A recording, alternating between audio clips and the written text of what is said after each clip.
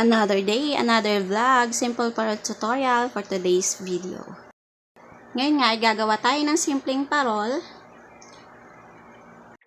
Kung meron po kayong carton dyan na kahit ano na available, yan, gawin nyo lang po natin is kuha po kayo ng pangbakat na bilog. Sa akin po ay plato, tsaka platito, para po may maliit at malaki siya. At gupitin lang po natin sa gitna.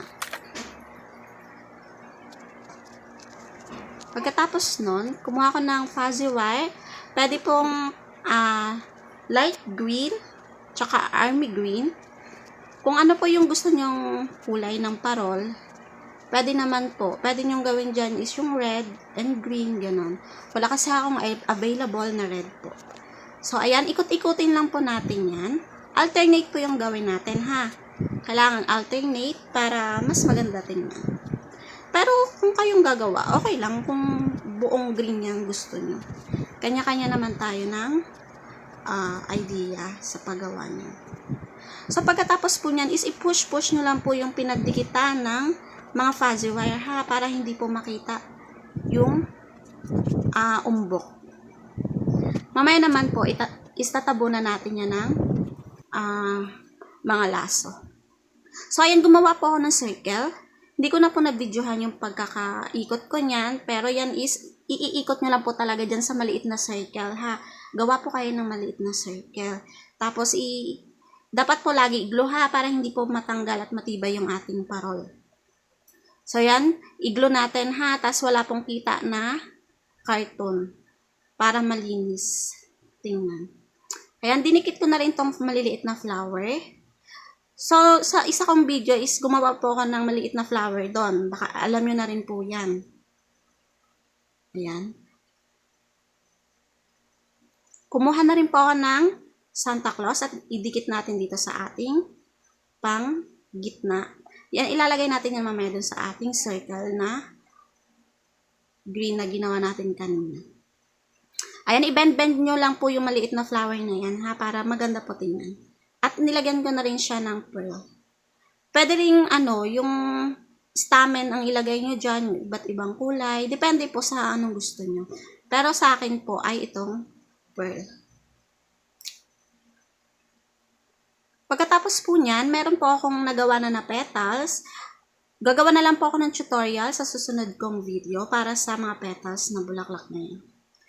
So, yan, idikit nyo lang po, dahan-dahan lang po kayo sa paglagay ng, stick glue kasi yan po ay napakainit. Masakit po yan sa kamay.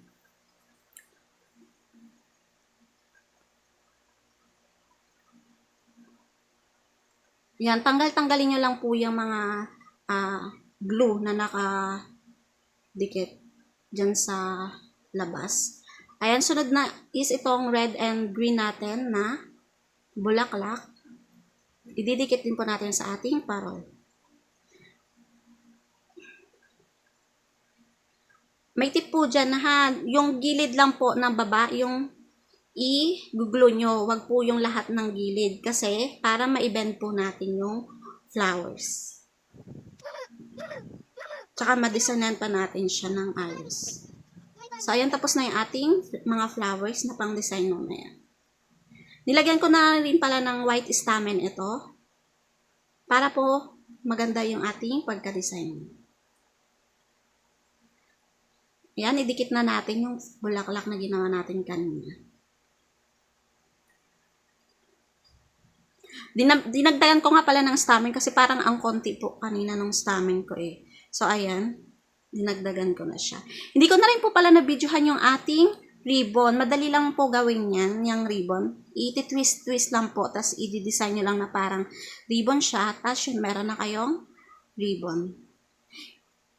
Lagyan na rin lang natin ng pearl.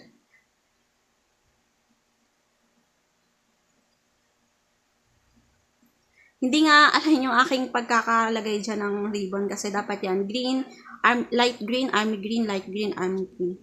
Hindi ko na namalayan na dikit-dikit ko na pala siya ng sunod-sunod. So, ayan yung result niya. Pero okay na din, hindi ko na tinagtag. Ayan, i-bend-bend lang natin. Yan. nilagyan ko na rin siya ng ribbon na yan kasi nga para matabunan yung ating pagkakadugtong ng fuzzy wire natin na pinagdidikit-dikit natin dyan. So, ayan na yung ating parol na simpleng parol lang.